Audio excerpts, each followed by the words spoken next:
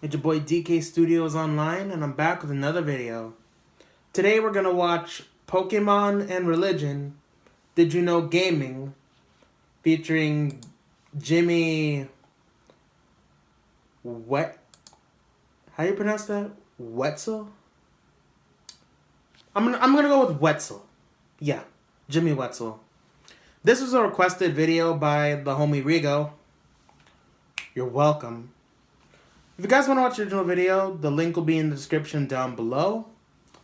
As well as the link to... Who's the creator of this video again? Forgot. Oh, right.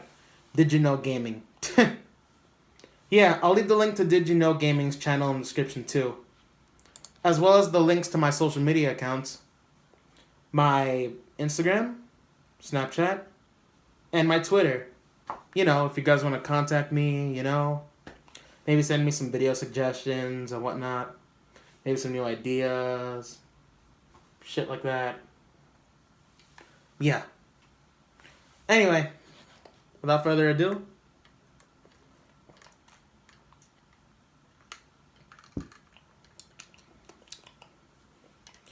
go straw.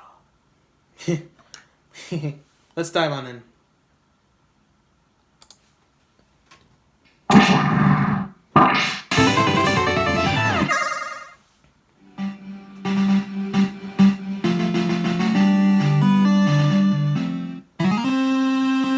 Did you know? There's a theory perpetuated by some fundamentalist Christians that claims Pokemon encourages Satanism. At the core of this belief is the suggestion that Pokemon promotes evolution and the occult, which are believed to be anti-Christian and satanic. This is partly based on claims that, in certain cases, Pokemon can only evolve through the use of supposed magic evolution stones. Pokemon can also be controlled using gym badges, similar in nature to magical talismans such as the Seal of Solomon. The Seal of Solomon is noted in medieval Islamic, Christian, and Jewish traditions for giving King Solomon's supernatural powers. This included the ability to command demons. One story tells of a demon named Orneus, who was stamped with the seal in order to be controlled. Solomon then ordered Orneus to imprint the prince of all demons with the seal to bring the entire demon race under Solomon's rule. In this story, the prince of demons is known as Beelzebub, who is often interpreted as the devil himself.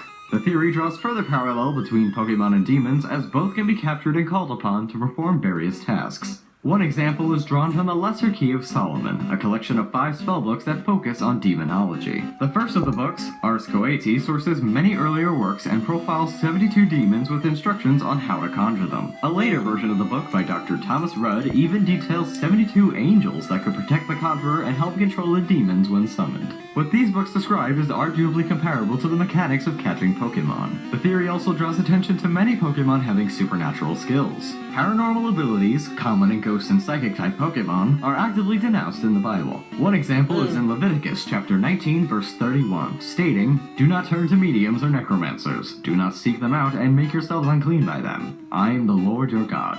A huge variety of Pokemon are also based on elements from non-Abrahamic religions or mythologies. In a broader sense, these can be considered pagan beliefs. Pagan celebrations of deities other than God have been repeatedly labeled as devil-worshipping by the Church. This mindset stems from various texts in the Bible, such as Deuteronomy chapter 6 verse 13. "Fear the Lord your God, serve him only and take your oaths in his name." One Pokemon that has psychic abilities and is based on pagan beliefs is Hypno. Hypno and its starting form Drowsy are based on the Baku from Japanese mythology. Baku are supernatural entities that devour dreams or nightmares and are often illustrated as tapers or being taper-like.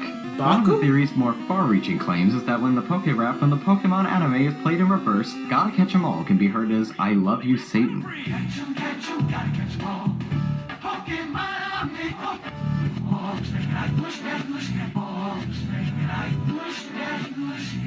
Concerns from the Christian community became so widespread by the turn of the millennium that even the Pope waited on the controversy. However, the message from the Vatican wasn't what people expected to hear, as the Vatican broadcast public approval of Pokemon. They not only stated that the games contained no harmful moral side effects, but also that the series was based on ties of intense friendship and was full of inventive imagination. Some Christians tried to lean children away from Pokemon and towards something more sacred. One competitor in the UK designed a set of Christian power cards as an alternate to the Pokemon Pokemon trading card game. The cards featured 120 Bible characters with 4 stats each: faith, strength, flaws, and the amount of times they're mentioned in the Bible. Christians weren't the only group to pick fault with Nintendo. Nintendo stopped manufacturing the Japanese version of the Koga's Ninja Trick card. This was because it depicted a manji, a symbol often used to mark the location of Buddhist temples on maps, amongst other things. A Jewish civil rights group called the Anti-Defamation League protested the use of the manji, as it's visually similar to a swastika, a symbol considered very offensive by Jewish people. The original Koga's Ninja Trick cards were never intended to be sold outside of Japan, but collectors would import them to sell or trade regardless.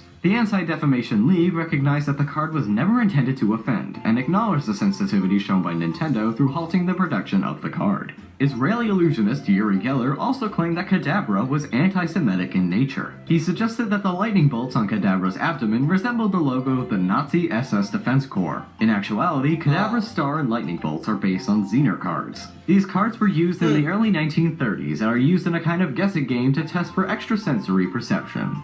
Though some had claimed Pokemon was anti-Semitic, many people throughout the Arab world claimed Pokemon was actually a Jewish conspiracy aiming to indoctrinate young Arabs into the Jewish faith. The LA Times documented how the sensitive situation between Jewish and Islamic peoples in the Middle East helped misinformation about the franchise to spread. These events reportedly started in Egypt, where a concerned parent heard that the word Pokemon meant "there is no God in the universe." Although Pokemon seemed harmless and distributors reassured parents that Pokemon was short for Pocket Monsters, rumors continued to spread and evolve throughout the region. The rumors became so rampant that even high-level religious authorities weighed in on the matter. Saudi Arabia's Grand Mufti issued a ban on Pokemon, stating that some Pokemon cards have the Star of David, which everyone knows is connected to international Zionism and is Israel's national emblem. Pokemon cards never featured the Star of David. The religious authorities just misidentified the game's double colorless energy cards. Interestingly, the original Japanese release of Pokemon Red and Green displayed Alakazam with a Star of David on its forehead, though this seemed to go unnoticed by any religious officials. A flyer began to spread throughout schools in the region. It reportedly said that Pokemon besmirched God and claimed that Pikachu meant "I am Jewish" in Japanese. A few weeks later, a ban was issued in Dubai saying that Pokemon is based on the theory of evolution, a Jewish Darwinist theory.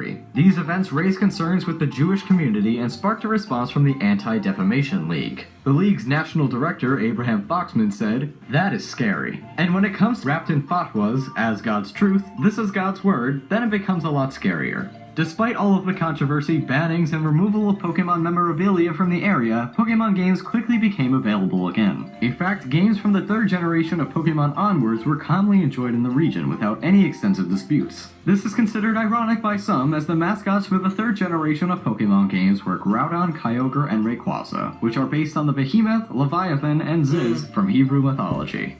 That's all for today, but we'd like to know which franchise you want to see more of on Did You Know Gaming. More Sonic the Hedgehog or more Minecraft? You can vote by clicking one of the annotations on screen or by leaving a comment below. Anyone who votes will be entered into a prize draw to win a copy of Guinness World Records Gamers Edition 2015. And if you... Well, this was an interesting video, to say the least. Now, I actually grew up with, Pokemon, Been watching it since I was, 4 years old. Loved it. It's really funny?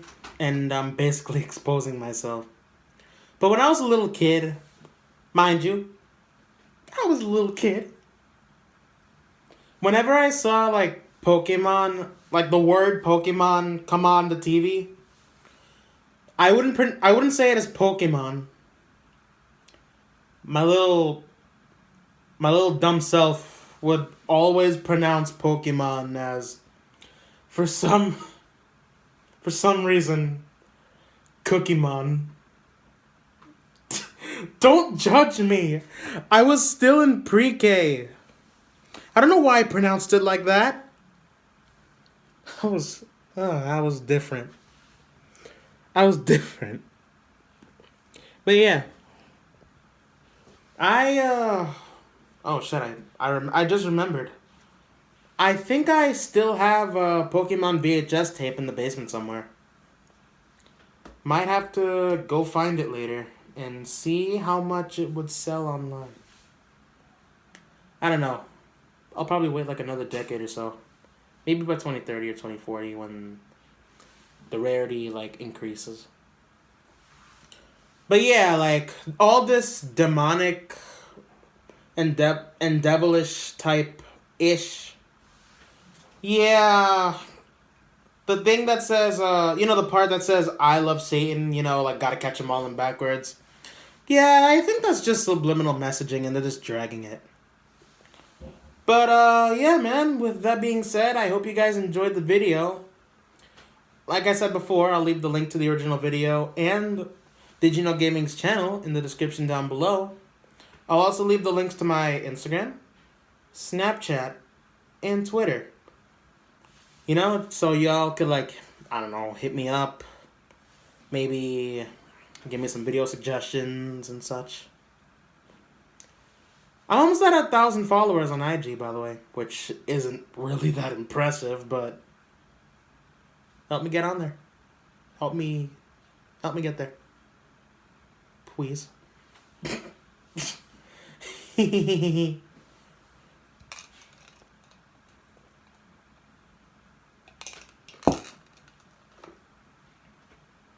Drink water to stay hydrated. Later. I'm out.